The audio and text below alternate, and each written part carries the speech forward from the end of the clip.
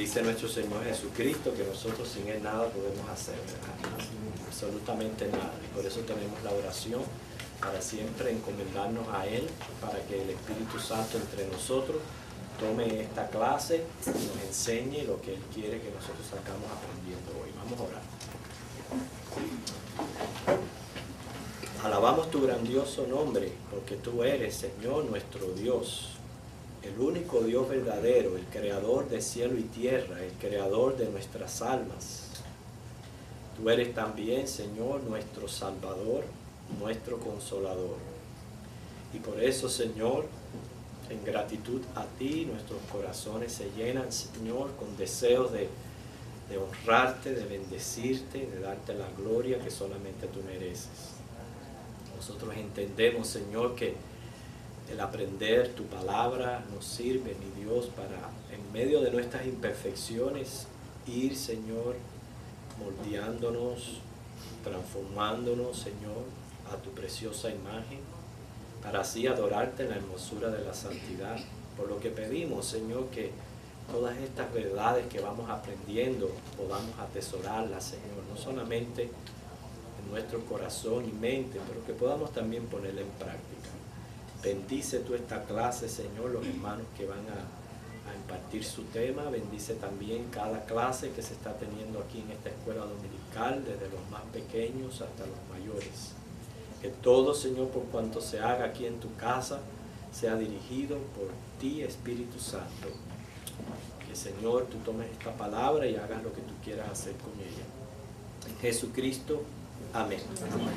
Estamos en la continuación de la clase anterior, bajo prácticamente el mismo tema, lo cual estamos estudiando Mateo capítulo 18. ¿Okay? Pero vamos al versículo que escogimos la semana pasada, Colosenses 3:17.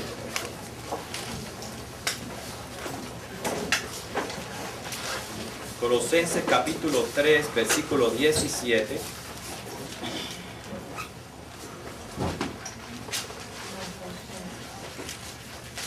En este gran reto que tenemos nosotros los cristianos por delante,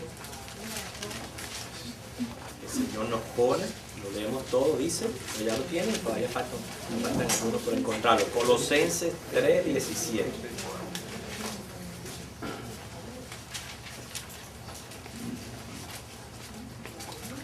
Dice, y todo lo junto, y todo lo que hacéis, sea de palabra o de hecho, hacedlo todo en el nombre del Señor Jesús, dando gracias a Dios Padre por medio de Él. Hacedlo todo, y lo más interesante es que todos los días de mi vida, todo lo que hago, todo lo que digo, que sea en el nombre del Señor Jesús, y es lo que el Señor quiere que aprendamos. Esta clase la hemos dado por temas, y algunos hermanos, de una manera muy eficiente, expusieron sus temas la semana pasada. Todavía nos quedan 3 por presentar. Siguen las mismas reglas, la regla de los 10 minutos, lo cual vamos a ser justos con todos. Así que solamente usted tiene 10 minutos para presentar el tema. Pero ya que tenemos un tema menos, a mí me gustaría probar nuestra mente. O sea, cuánto verdaderamente la mente filtra de lo que nosotros vamos enseñando de la palabra de Dios. Y usted mismo se va a comprobar, a ver si usted recuerda según las preguntas que yo le voy a hacer. Estoy seguro que aquellas personas que toman notas y eso es mucho más fácil sacar las enseñanzas que nosotros vamos impartiendo. Acuérdense que no estamos aquí para pasar una hora más. El propósito nuestro es aprender la palabra y es ponerla en práctica en nuestra vida. Nuestro hermano Randy presentó el primer tema sobre el sentido de grandeza. Y excluyéndolo a él, porque a cada persona que presentó el tema los vamos a excluir, porque obviamente al preparar el tema lo tiene más fresco en su mente. ¿Cuál fue la verdad central de este tema? En el capítulo 18 de Mateo, los versículos del 1 al 5. ¿Recuerda a alguien cuál fue la verdad central? La fe. Ajá, la fe que... La fe como que uno debe ser como un niño. Como un niño, o sea, es la fe que agrada al Señor. Pudimos notar que todo el sentir del capítulo 18 está refiriéndose a el Señor lidiando con especialmente los débiles espiritualmente, que son considerados como niños o bebés en el Señor. Así que este es un capítulo que usted lo puede aplicar literalmente a lo que son los niños en sí y también a aquellos que están recientemente comenzando en el camino del Señor. Así que la primera verdad central, según nos dijo Natacha, es que la fe que agrada a Dios es la fe que ejerce un niño, que todos nosotros podemos familiarizarnos con eso. El segundo tema que presentó, si no me equivoco, nuestro hermano Roberto, fue el versículo 6 acerca de la responsabilidad del padre. ¿Qué fue lo que aprendimos? ¿Cuál fue la verdad central aquí? Nunca darse por vencido. A ver, Anita. Que hay que del que haga tropezar a un nuevo convertido o a un niño cuando esté dando esos pasos de fe. O sea que no solamente educarlo en la palabra de Dios, sino que hay de aquel que lo educa a por el mal camino. ¿De que Roberto? ¿Fue eso? Sí, esa fue la verdad central del tema. Responsabilidad del padre de enseñar a nuestros hijos. El tercer tema nos lo presentó, si no me equivoco, fue hermano Julio, nuestro hermano Julio. Hermano presentó el cuarto. ¿Cuál fue la verdad central de los versículos 7 al 9? ¿Qué? Roberto nos presenta aquí, fíjate, primero la fe de un niño, que es lo que agrada a Dios, que Dios quiere que tengamos la fe de un niño. Roberto nos presenta el tema de la responsabilidad del padre de enseñar. Entonces, ¿cuál fue la otra verdad central que aprendimos? Está muy relacionada a la segunda. Lo que decía Ana es de los tropiezos, de no ser piedra de tropiezo para los creyentes. Así, inducir, o sea, el pecado. O sea, que si nosotros tenemos que responder a Dios en sí por la responsabilidad de padre de enseñar a los hijos, ¿cuánto más tendremos que dar cuenta si yo como padre induzco a mi hijo en el pecado? Soy la causa, soy el que hago la influencia en cuanto al pequeño. Y de nuevo, mi hermano, lleve su mente al sentido de los niños creyentes que tenemos en medio de nuestra congregación. Entonces, tenemos que tener mucho cuidado con nuestras acciones. Y el último nos lo presentó el hermano Germán acerca del valor del niño. ¿Qué aprendimos acerca de este? Una verdad central. Que tenemos que entrar al cielo inocentemente igual que los niños son inocentes. Ese fue el primer tema. Okay, El cuarto tema, no puede ser el que lo presentó. ¿Cómo es? No, despreciar a los pequeños en fe. Algo así, ok. El valor de un niño. Estamos Que no hablando. podemos menospreciar aquellos que son como bebés en la fe, porque el Señor es el que está pendiente de ellos. Y eso fue un punto que también se puede llevar bien literal, al sentido de que los niños y jóvenes que se están criando en medio de nuestra congregación, eso posiblemente ha sido lo que más se me quedó a mí en mi mente de todo eso, es la manera en que uno trata a los niños que están en medio de nuestra congregación y los jóvenes, que muchas veces no les damos el valor, el lugar, lo que ellos como personas y criaturas de Dios se le deben. ¿Bien? Muchas veces estamos muy pendientes de los adultos, el hecho de que no hay, ellos están por allá abajo y nosotros por aquí arriba, no significa de que no nos detengamos, no les saludemos, les atendamos. ¿Okay? Así que todo eso fue las lecciones valiosas que aprendimos de Mateo 18. Ahora vamos a continuar. El hermano que tenga el quinto tema acerca de Jesucristo, el buen pastor. 10 minutos. Buenos días, hermano, que Dios los bendiga. Esta es la primera vez que me paro ante una clase a exponer un tema de la palabra de Dios, de la Biblia, y les ruego que me tengan paciencia si por casualidad los nervios me traicionan. Oremos. Gracias, Padre, yo te doy en esta mañana por el privilegio que tú me das de exponer aquí tu palabra, Señor. Yo te ruego, mi Dios, que tú seas el que tomes el control, que tú hables a través de mí y que esta palabra sirva para edificar a los que aquí estamos.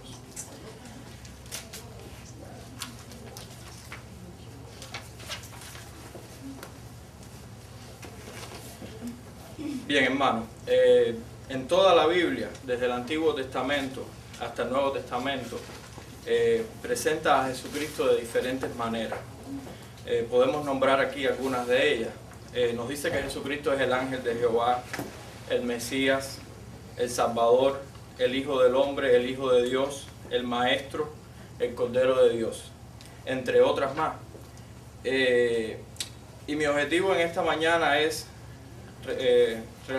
relatarles, o sea, presentarles a Jesucristo como el buen pastor que Él es. Para ello les voy a leer Mateos, capítulo 18, a partir del versículo 11 al 14. Dice, porque el Hijo del Hombre ha venido para salvar lo que se había perdido. ¿Qué os parece si un hombre tiene 100 ovejas y se descarría una de ellas? ¿No deja las 99 y va por los montes a buscar la que se había descarriado?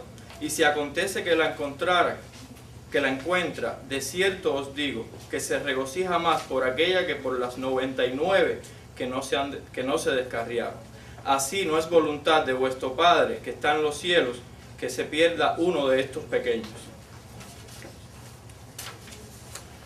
Ok, volviendo al versículo 11.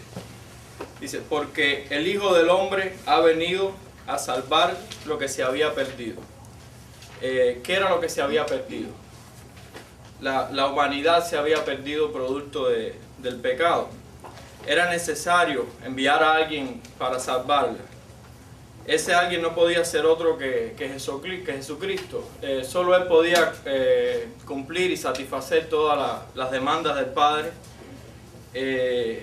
Y no solo esto, Él era quien iba a cargar con todas nuestras cargas, con todos nuestros pecados y llevarlos a la cruz por nosotros, que en realidad éramos los que merecíamos ir a la cruz por estos pecados.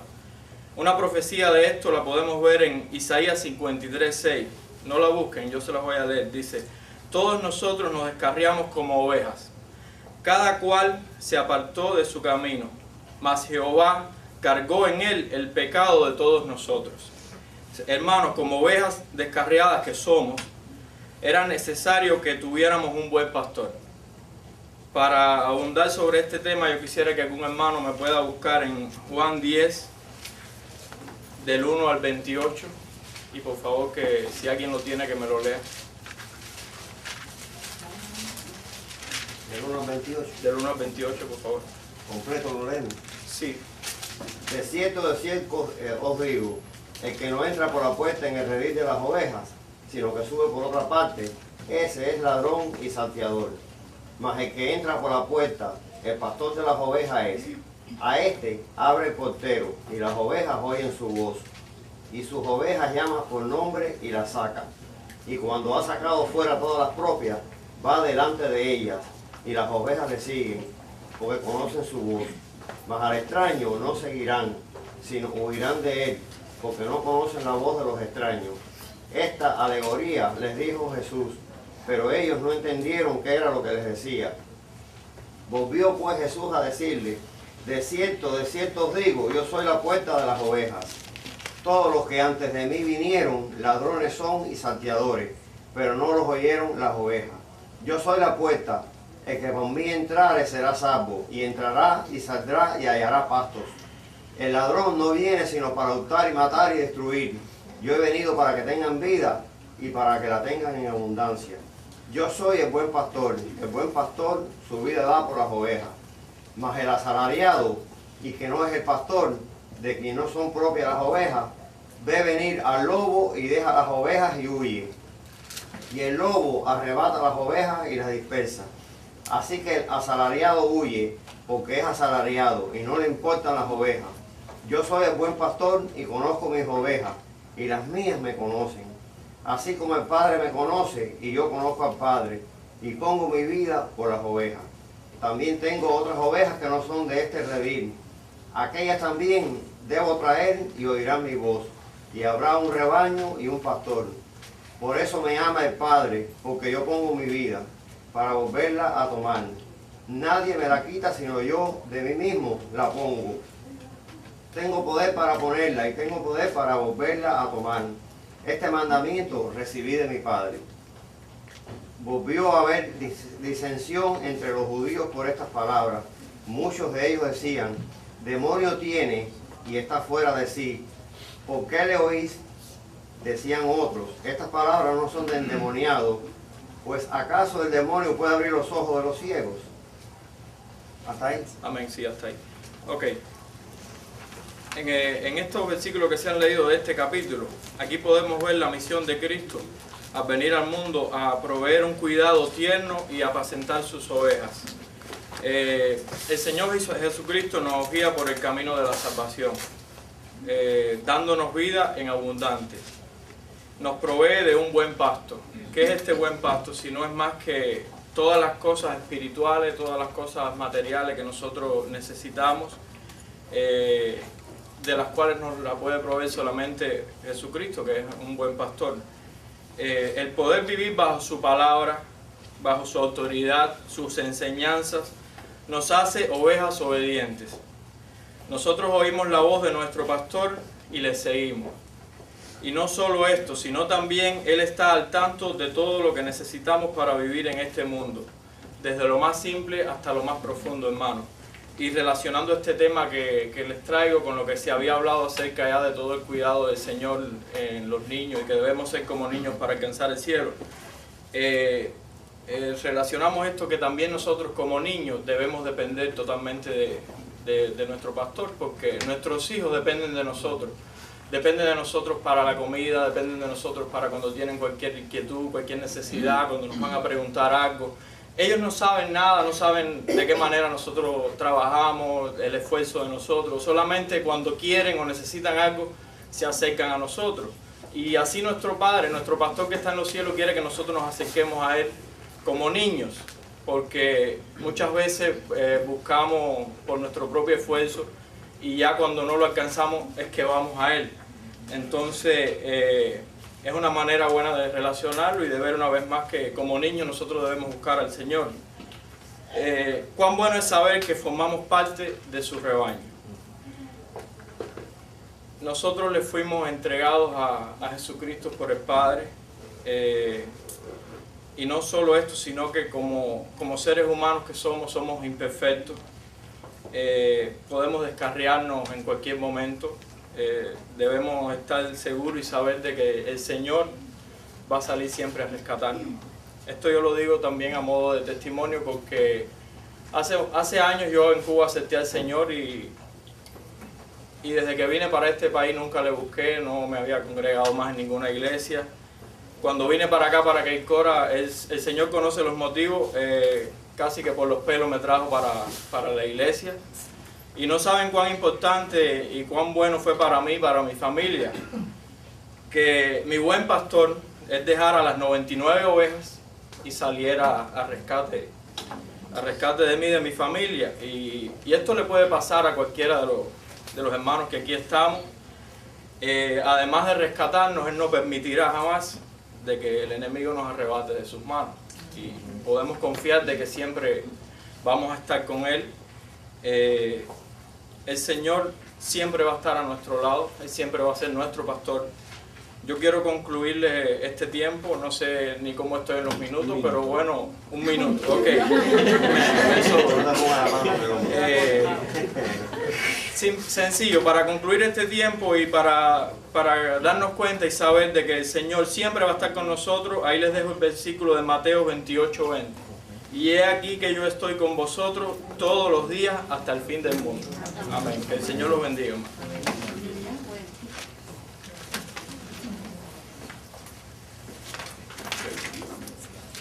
Le damos gracias a Diosvani por su presentación acerca de Jesucristo como el buen pastor. Yo siempre hago una pequeña conclusión del tema que hemos venido a traer, y es algo que yo quiero ver si ustedes se han dado cuenta. La verdad central de esta parte es que Jesús no va a perder ninguna de sus ovejas. Ninguna. ¿Okay? Esa es una gran verdad central de la que estamos aprendiendo aquí. El que es escogido desde antes de la fundación del mundo, tarde o temprano, como dice, va a estar en los caminos del Señor, y si se ha descarriado, ese Señor lo va a buscar, lo trae y oye su voz, y Él no va a perder ninguna de sus ovejas. Okay. ¿Dónde encontramos en este pasaje la soberanía de Dios sobre la salvación de los escogidos? Miren a ver. Yo quiero que ustedes aprendan también, porque cuando el Señor abre nuestros ojos y nuestra mente a entender esta doctrina tan fundamental y vital para el cristianismo, usted la va a aprender a detectarla así cada vez que usted lee las Escrituras. A ver si alguien, brevemente, porque yo también tengo 10 minutos, ¿alguien se ha dado cuenta dónde está la soberanía de Dios en el pasaje?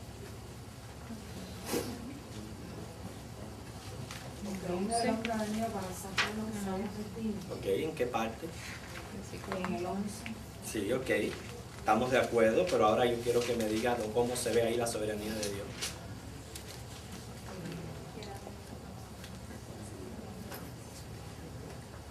En el 18 no dice que nadie me la quita, sino que yo... No estamos en el 18. Que Él ha venido para salvar. Él vino para salvar los perdidos. Los que están perdidos. Solo sabemos que Cristo vino a salvar lo que se había perdido. ¿Ves dónde está? Ya, pues ya lo tengo que decir, porque se me está yendo el tiempo. Hay 2 hermanos más que necesitan venir para dar su tema. Porque Él vino a salvar a sus hijos. Ok, sí, estamos de acuerdo con eso, pero no es donde se ve la soberanía. ¿Sabe dónde se ve la soberanía? En el uso del pasado de había perdido. Las que se habían perdido no están perdidas. ¿Me entiende? Él vino a salvar lo que se había perdido, siempre en un pasado, entendiendo que desde un principio eran de Él, se habían perdido, pero tarde o temprano están en el camino del Señor. Ahí es donde se ve la soberanía de Dios. En el pasado de Él había perdido. Las que se habían perdido. Él no dice, porque el Hijo del Hombre ha venido para salvar lo que se ha perdido. ¿Ve? Es muy diferente a lo que se había perdido. Quiere decir que no importa en qué espacio del tiempo de Dios una oveja se encuentre, siempre que es de Él va a llegar un momento en que su perdición va a ser parte del pasado. ¿Por qué? Porque son de Él. ¿Entienden? Porque vamos entonces, acuérdense que la verdad central de esta porción es que el Señor no va a perder ninguna de sus ovejas. ¿Okay? Y relacionado a todo el contexto del capítulo, puede referirse a niños que se están criando entre nosotros, personas que recientemente están escuchando el Evangelio. El Señor es fiel para con ellos. Por lo menos a mí como padre me da un sentir de seguridad y confianza y esperanza en el Señor, que yo sé, en lo más profundo de mi corazón, que si mis hijos han sido, como dice, escogidos, no importa en cómo se encuentren, va a llegar el día en que van a encontrarse que se habían perdido. ¿Entienden la idea? Y eso me da a mí como paz y seguridad como padre. Muy bien, vamos al segundo tema, que es la reacción de Pedro ante el mensaje. ¿Okay? Nos lo presenta nuestro hermano Josué. 10 minutos, Josué.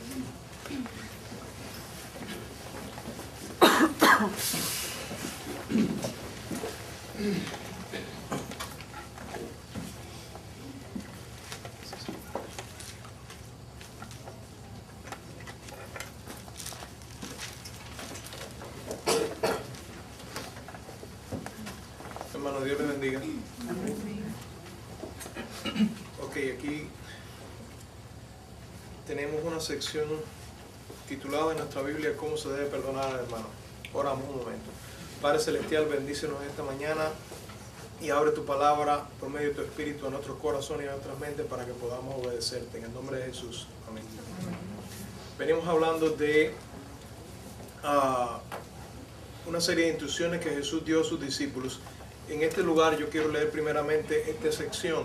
Ustedes pueden seguir con sus vistas. Por tanto, si tu hermano peca contra ti, ve y repréndele estando tú y él solos.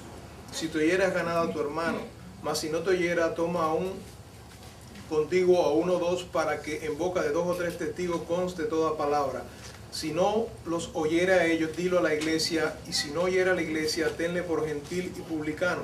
De cierto os digo que todo lo que atéis en la tierra será atado en el cielo, y todo lo que desatéis en la tierra será desatado en el cielo. Otra vez os digo que si 2 de vosotros se pusiesen de acuerdo en la tierra acerca de cualquier cosa que pidieren, les será hecho por mi Padre que está en los cielos.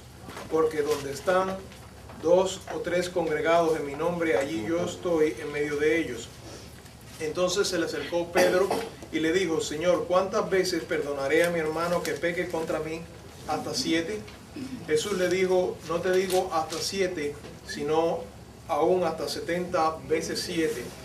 El fragmento que acabamos de leer es parte de una idea más amplia, de una sección más amplia que comienza en el capítulo 16, verso 21, donde dice que desde ese momento Jesús comenzó a hablarle de su muerte. Jesús estaba en Galilea y comenzó a moverse en Jerusalén los días previos, las semanas previas a la semana final de su pasión y muerte y resurrección.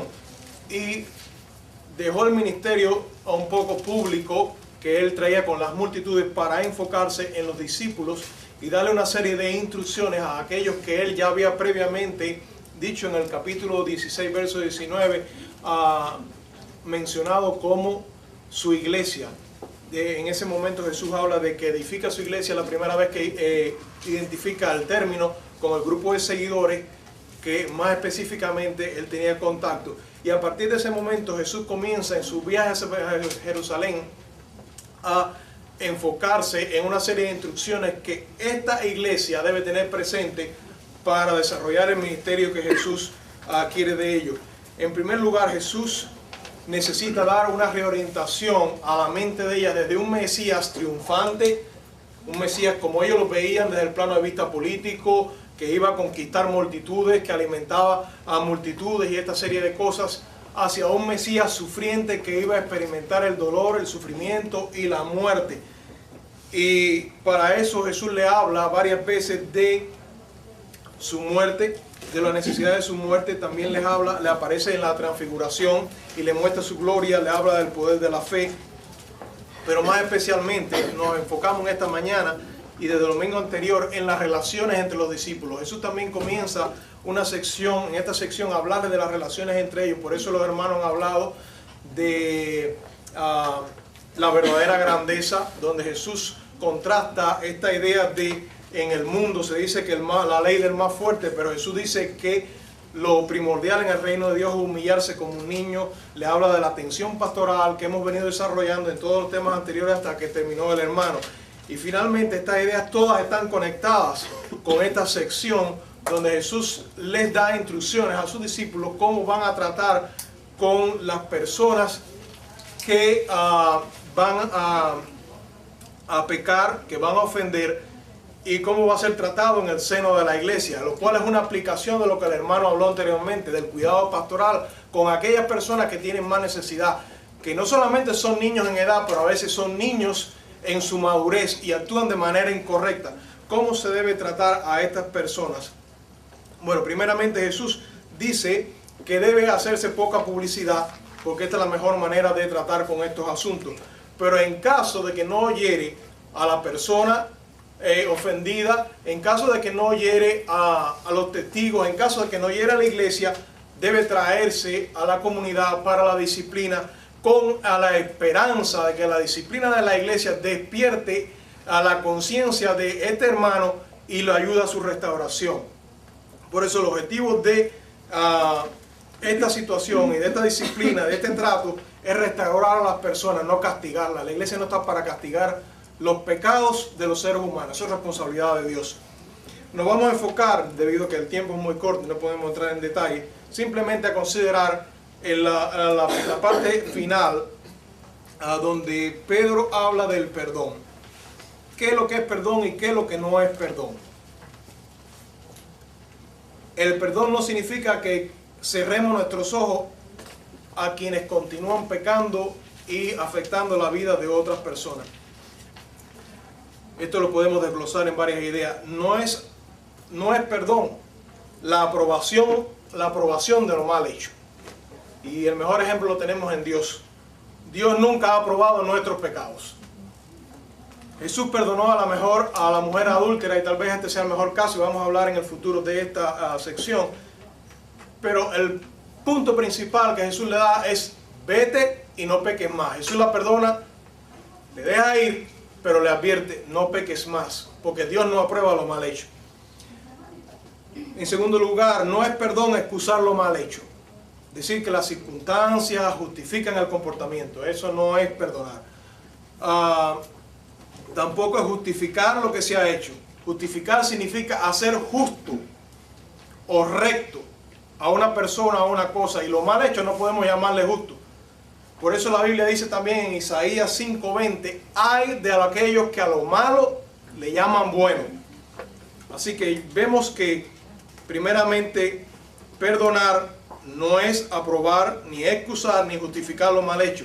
Tampoco es indultar lo que se ha hecho incorrectamente. El indulto es la transacción legal que libera a un ofensor de las consecuencias.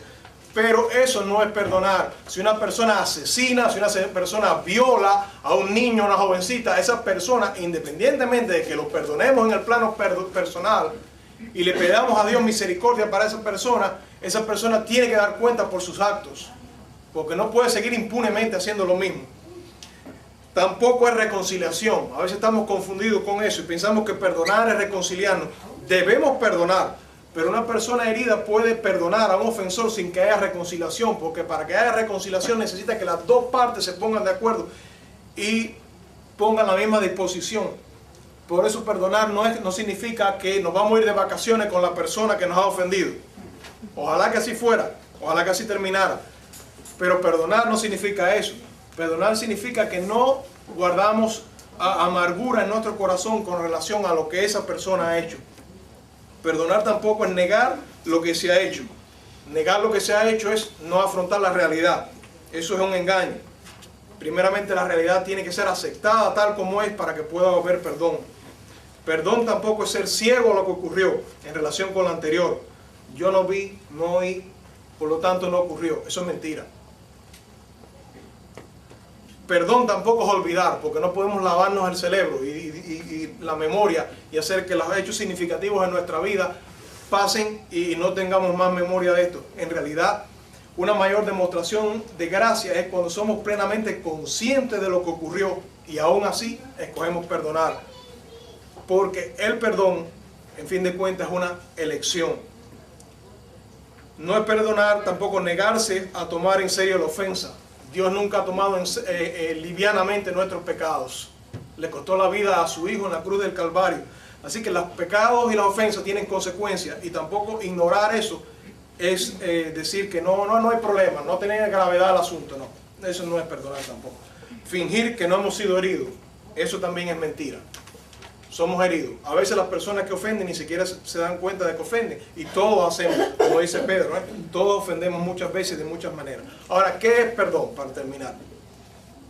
Perdón, primeramente, ser consciente de que alguien ha hecho algo malo y aún así perdonarlo.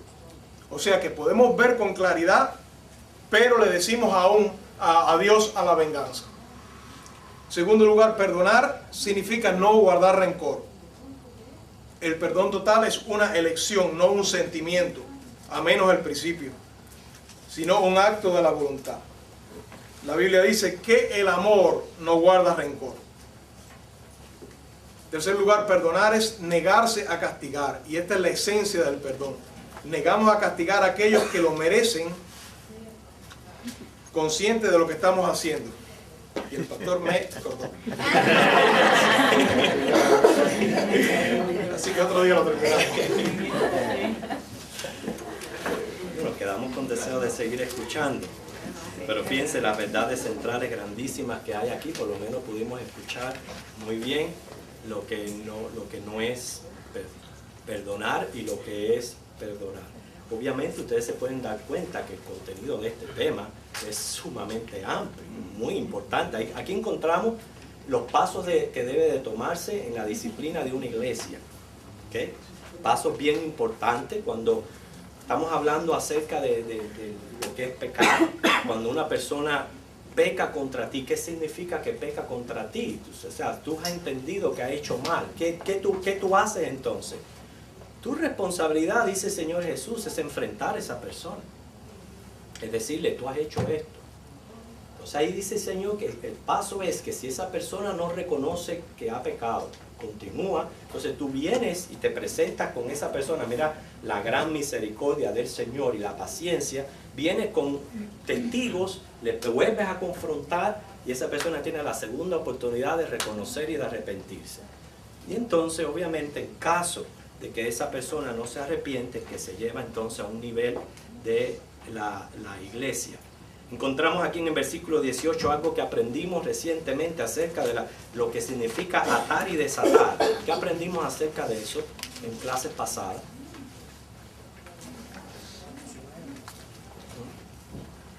Extender la palabra. Okay. No necesariamente. Aprendimos algo cuando dimos esa clase nosotros aquí, algo acerca de cuál es la responsabilidad de la iglesia, qué significa cuando se le dijo a Pedro que iba a atar y desatar. ¿Okay? ¿Se recuerdan? Tiene que ver con doctrinas. A exponer el juicio de Dios. Doctrina de los apóstoles. O sea que a los apóstoles ellos iban a dejar una doctrina del cual la iglesia, fíjense, la iglesia va a actuar, ¿ok? Como dice, libremente, ¿ok? Pero de acuerdo a las doctrinas establecidas por los apóstoles. Y de acuerdo a esa doctrina establecida por los apóstoles, entonces la iglesia se le otorga esa responsabilidad de atar y de desatar, que es prohibir y permitir. Eso es lo que significa el atar y el desatar. Pero entonces la verdad prácticamente central de este tema es algo que cada vez que se toca en esta clase es un tema interminable, porque es un problema que tenemos muchos de nosotros. Y no quiero profundizar en eso, ¿okay? Simplemente ser lo más claro posible. En Cristo hay que perdonar, punto, más nada. Más nada, no lo expliques. Si tú te pones a explicarlo, y si tú te pones a estar tratando de hacer deducciones de a quién y cuándo, y de todo ese tipo de cuestión, no estás haciendo lo que Cristo dice. Cristo dice perdona, punto, como estaba diciendo el hermano, explicando qué no es perdonar y qué es verdaderamente perdonar. Por eso es que él lo lleva a una exageración, y cuando Pedro le pregunta ¿cuántas veces perdonaré? ¿Hasta 7? Dice, no, 7 no, 490 veces. A la misma persona tienes que perdonar. En otras palabras, ¿qué ha dicho? Hay que perdonar y punto. ¿Okay? Si yo no puedo todavía hacer eso, mi hermano, quiere decir que estoy lejos de estar haciendo la voluntad de lo que Dios quiere que yo haga como cristiano. Okay, sin más, vamos al último punto que trae nuestro hermano David Muñoz.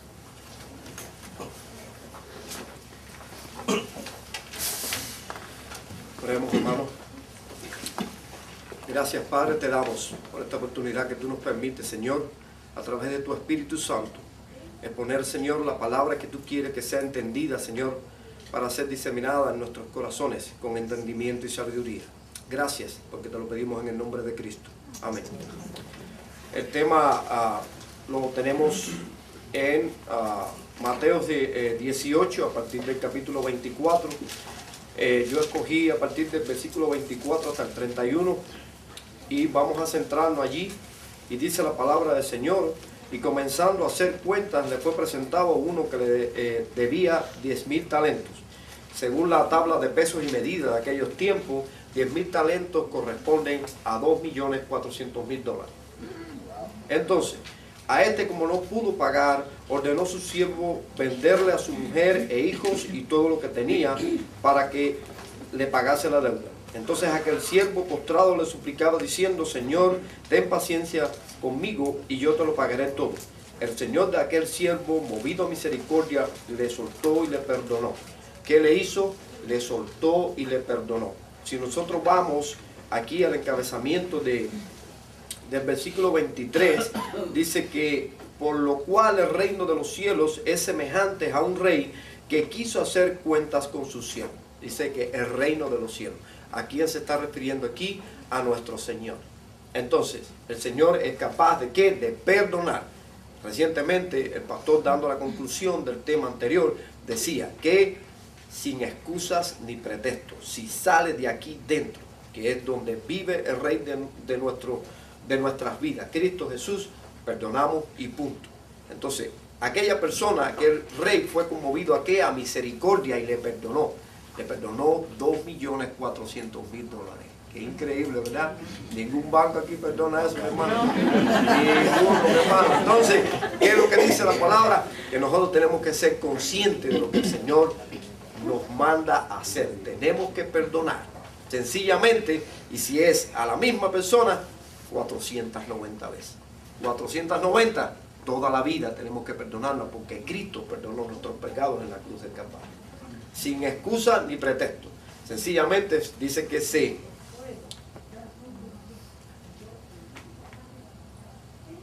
fue sumiso ante Dios y todas nuestras cargas, las anteriores y las por venir, fueron allí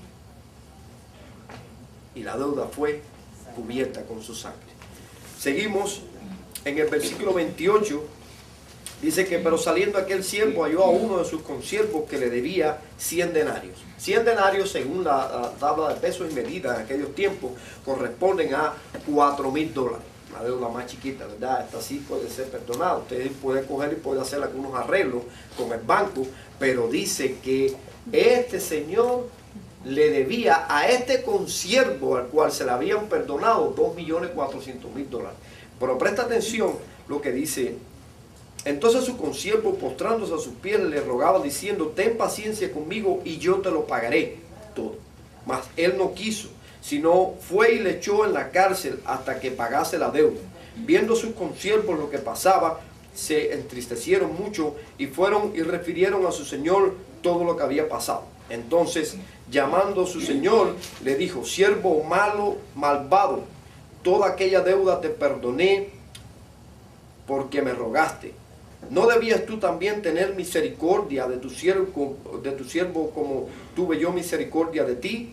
Entonces su señor, enojado, le entregó a los verdugos hasta que pagase todo lo que debía.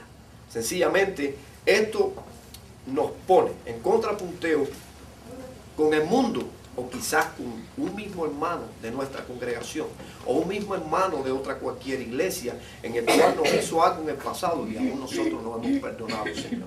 No hemos perdonado en nuestros corazones. Y viene bien a colación el tema anterior. ¿Por qué? Porque el Señor nos está llamando sencillamente aquí a que tenemos que tener misericordia de nosotros mismos con nuestros hermanos en nuestras congregaciones, sea cual fuere el problema que ha existido.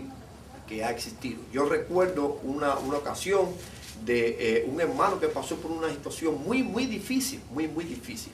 Y la iglesia envió a varios hermanos, incluyendo a su pastor. Y este hermano no cayó porque había sido acusado de algo terrible, lo cual no había sido cierto, no había sido verdadero. Pero uno de estos hermanos que le visitaba le decía, así en Josué capítulo 1, versículo 9, y yo le ruego que graben este versículo para que sea un punto en la vida de cada uno de ustedes, porque para aquel hombre fue así. Y dice el versículo 9 de capítulo 1, mira que te mando que te esfuerces y seas valiente, no temas ni desmayes, porque yo tu Dios estaré contigo en donde quiera que tú vayas. Entonces, esta es la misión que tenemos nosotros como cristianos: perdonar, porque nosotros hemos sido perdonados por el Rey del universo, el dueño de todas las riquezas, el dueño de nuestras vidas. Dios les bendiga.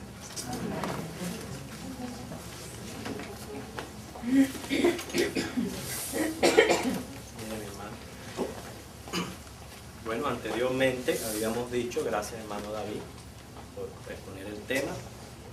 Anteriormente habíamos expuesto lo que el Señor nos manda de que nosotros tenemos que perdonarnos los unos a los otros sin excusas, sin pretextos, sin poner absolutamente ningún tipo de cuestión.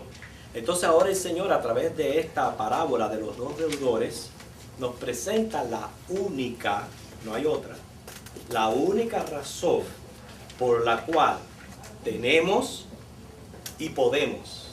Porque lo interesante de aquí es que, ok, yo sé que yo tengo, pero el problema mayor con esto es, puedo.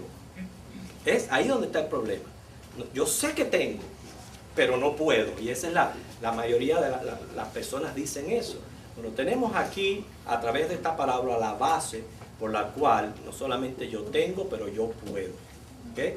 Y el Señor nos lo pone a través de esta palabra de los deudores. Entonces, obviamente, nosotros somos los que le debemos los 2 millones, ¿cuánto es? 400,000. $2.400.000 a nuestro Dios. ¿En qué sentido se está refiriendo a esta gran deuda? ¿Okay? Número uno, cómo Dios nos perdonó todo el pasado. ¿Okay? Y gracias al Señor, como dice, que podemos ser nueva criatura, que podemos contar que Él echó todos esos pecados en el fondo del mar. En otras palabras, que el día que yo me vaya de este mundo, yo me enfrente a mi juez, a mi creador, Él no me va a sacar en cara todo eso que pasó antes de yo venir a Jesucristo. ¿Okay? O sea, ese es número uno. Número dos, el hecho de haber yo venido a Cristo significa que ya dejé de pecar contra Dios. No, hermano. Yo no sé ustedes, pero cuántas veces a diario yo he sentido este sentir dentro de mí, de esta miseria, del pecado que hay en nosotros y cómo pecamos contra Dios a diario. Que como cristianos, no importa cuánto maduro y cuánto hayamos crecido en el Señor, siempre podemos decir como Pablo, que lo que quiero hacer no hago y lo que hago es lo que no quiero hacer. Y que hay luchas y batallas dentro de mi ser. Y esto es a diario. No solamente con las cosas que a mi conciencia yo me doy cuenta que he pecado. ¿Cuántos pecados nosotros cometemos que ni cuenta nos dan? Pecados de omisión. Porque el saber hacer el bien y no hacerlo ya es pecado. Entonces, noten cómo cada vez la cuenta es más. Y más grande, y más grande, y más grande. $2.400.000. Y el Señor en Cristo nos perdonó el pasado, nos perdona el presente y nos perdona el futuro. Esa es nuestra fe. Y esa es nuestra verdad y nuestra realidad. Entonces esa es la única base que nosotros tenemos para yo poder perdonar a mi hermanito que viene con ¿cuánto? Con $4.000 de deuda. ¿Entienden? Que es la única razón por la cual tenemos y podemos, cuando llevamos a nuestra mente y corazón lo que Cristo me perdonó a mí, lo que Él hizo por mí, no solamente en el pasado, presente y futuro. Así que esa es prácticamente la verdad central de todas estas cosas que hemos venido aprendiendo. Tenemos ahora unos minutos para dejar que ustedes también compartan algo de lo que ustedes han venido aprendiendo a través de todos estos temas que encontramos en Mateo capítulo 18. ¿Okay? ¿Alguien quiere decir algo, un comentario? ¿Alguna pregunta?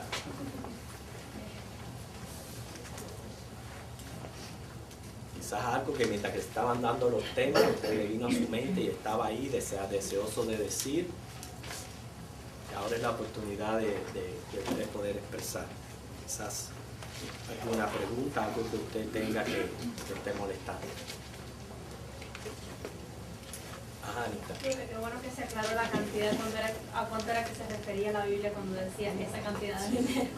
Sí, Creo que lo hace más claro y sí, te hace entender más como tienes que hacer. exactamente. Muchas veces nosotros, me gustó mucho el tema que presentó Josué, es bien importante con relación a esto, en cuanto que perdonar no significa tapar el pecado. Eso lo tenemos que tener por claro. Perdonar no significa que tú te haces de la vista gorda, que tapas el pecado, ¿ok? Pero tenemos aquí dos aspectos a tratar. Uno es justicia y uno es misericordia. ¿Okay? Y si la justicia y la misericordia se ponen en una balanza, usted se va a tirar para una de ellas siempre. O usted se va a tirar siempre para querer hacer justicia en todo, o se va a tirar para hacer misericordia. Entonces note esto. ¿Qué es lo que el Señor está ejerciendo con nosotros hoy? Él está ejerciendo la misericordia, hermano. Porque dice que si Dios fuera a mirar el pecado del hombre, ninguno pudiera estar delante de él. Ninguno. Si Dios nos fuera a tratar como nosotros nos comportamos, ¿qué es lo que mereceríamos? ¿Qué es lo que mereceríamos si no ira? Porque es lo que merecemos todos nosotros, la ira de Dios. Y como ira de Dios viene el castigo que viene de Él, que es la forma de ejercer su justicia. ¿Okay? Esto es bien difícil para nosotros, muy difícil. ¿Por qué? Porque ser misericordioso, tiene que ver mucho con perdonar, porque una persona misericordiosa le es fácil perdonar a los demás, no significa que tú vayas a no mirar la parte de la justicia. Estamos conscientes que hay personas que cuando hacen algo deben de pagar por eso. ¿Okay? El hecho de que un asesino se convierta en una cárcel no significa que se le quite la pena capital, como hay muchos cristianos que no están de acuerdo con penas capitales. Los hay. ¿Okay? Cuando es completamente bíblico. A eso es lo que yo me estoy refiriendo. Gracias al Señor, ese asesino se pudo arrepentir y por la misericordia de Dios va a poder disfrutar de la gracia del Señor en el cielo. Pero eso no le quita la condena arriba. Entonces muchas veces en la justicia de Dios vamos a recibir de acuerdo a nuestros actos. Pero eso no significa, nunca el Señor a mí me ha puesto en lugar de Él. Yo lo he dicho varias veces en la iglesia no hay un comité de jueces. ¿No? Yo siempre lo he dicho una y otra vez, aquí no hay comité de jueces. ¿Okay? Del cual usted está continuamente juzgando a los demás. ¿Okay? No significa que hay cosas serias que la iglesia tiene que considerar, como acabamos de leer en este capítulo 18, los pasos disciplinarios que debe tomar una iglesia. Pero eso no significa que tú cojas una metralleta y tiro con todo el mundo. ¿Okay? Tiro con todo el mundo cuando tú también necesitas un cañón. ¿Es cierto? Entonces hay que ser misericordioso, hay que ser paciente, hay que ser misericordioso con estas personas. Porque yo, por lo menos con esto, he tratado de echarles aire a ver si ustedes hablan y dicen. Ay, para mí lo más duro es, yo le pido mucho al Señor que me dé valor para perdonar, porque yo no sé, bueno, no sé, Miriam. Yo le pido mucho al Señor y se lo pido de verdad. Pero fíjate, es pedirle, pero nosotros no podemos olvidar el aplicar la palabra. Y la palabra es clara: perdonar teniendo como base lo que Dios hace conmigo. Cuando tú comprendes eso, vas a aprender a ser misericordioso con las otras personas. Acuérdense que yo les he dicho anteriormente, mis hermanos, todos aquí nos encontramos bajo un proceso santificador. Todos. Y hay áreas en la vida de la cual yo he crecido, a lo mejor usted no ha crecido. Y viceversa. Hay áreas que usted ha crecido que yo no he crecido. Y por eso que tiene que haber esa tolerancia y el soportarnos los unos a los otros, sabiendo, conectando todas estas cosas como si fuera un gran tejido, que Dios no va a perder ninguna de sus ovejas. Ninguna va a ser perdida. Ninguna. ¿Okay? Pero estamos todos en este proceso de santificador. De la única manera que yo pudiera levantarme como juez y decir, no perdono, ¿ok?, es si yo fuera Dios. ¿Es usted un Dios? ¿Es usted un Dios? Usted no es un Dios, ni yo soy un Dios. Somos personas, somos corruptos en nuestra naturaleza y por tanto ninguno de nosotros puede levantarse a mirar por encima de los demás. Porque puede ser que las áreas que yo he avanzado, mi hermano todavía no ha avanzado. Por eso ustedes ven cómo conecta el Señor la relación también con los débiles en la fe, con los niños que necesitan tanta paciencia. Muchas veces nosotros demandamos más de lo que las personas verdaderamente pueden responder. Eso lo hacían los fariseos y el Señor se los condenó, les dijo: sepulcro blanqueado, generación de víboras, exigiendo lo que las personas no podían dar. Hay que tener paciencia los unos con los otros. Okay. Ya vi manos levantadas precisamente cuando se estaba acabando el tiempo. Okay. Sí tengo 3 minutos, así que ya, el comentario que mi hermano. Después hermano. La Biblia habla en parábolas, y lo que usted me dice de que cuando una persona comete algo bien feo y tiene que ir a la cárcel y tiene que ser muerto por, tú sabes, por ejemplo, paredón o silla eléctrica, aunque Lo peor, estamos poniendo lo peor. Lo peor. Él va allá, aunque cuando pase al cielo, él va a ser perdonado, pero él fue castigado por lo que hizo. En el caso de nosotros los seres humanos, si una persona hace algo que a nosotros nos duele mucho, nosotros, el que no es cristiano, que dice que te falta un rayo, que te pase un tren por encima, el cristiano debe decir: tú sabes, yo te perdono, yo no te deseo nada malo, tú en tu lugar y yo en el mío. Como decía mi hermano, no hay que ir de vacaciones. No hay que ir de vacaciones. Pero perdonar. Dice, lo importante aquí es el estado de mi corazón. Y yo he dicho esto muchas veces: cuide su corazón. Cuide su corazón. Porque si usted empieza a atesorar amargura, hoy día va a ser con mi hermano Roberto. Mañana va a ser con Ginny. Después con Vicky. Y cuando viene a ver, usted está mal con todo el mundo. Porque no es la gente, es usted. Es su corazón. Que permitió que una raíz de amargura ya entrara. Y cuando viene a ver, usted se abre los ojos y empieza a ver negro a todo el mundo. Es así porque lo que está negro es su corazón. ¿Okay? Hermano, un minuto. Que el Señor es tan bueno y tan fin que cuando Él nos pide que perdonemos, al fin de cuentas no nos damos cuenta que eso es un alivio y un bien para nosotros. Muy bien, cuando uno buena perdona, aplicación. Uno se saca mucho peso, todo eso que trae la amargura, el rencor. Me alegro que hayas dicho eso, porque precisamente ya sabemos que no perdonar es desobedecer a Dios. Y la desobediencia a Dios trae carga en la conciencia, carga en la mente, y hay liberación. Y mi hermana es la última, ya se ha ido el tiempo. No, era eso ya. Era eso que quería Eso mismo, bueno, Josué. Lo que me falta por decir es el perdón es una condición interna. Sí. Y a la misma vez es confianza en Dios, porque cuando nos perdonamos, también en última instancia estamos haciendo responsable a Dios por lo que sucedió. Así que hay un resentimiento del corazón en contra de Dios por permitir que ciertas personas o circunstancias nos hicieran daño. Así que perdonar también es decir: Señor, yo confío en ti, que tú vas a resolver esta situación, como dice Romanos 8:28, y lo vas a tornar para mí. Sí, ok, hermano, nos ponemos en pie. Fueron buenos temas que pudimos tratar en su clase.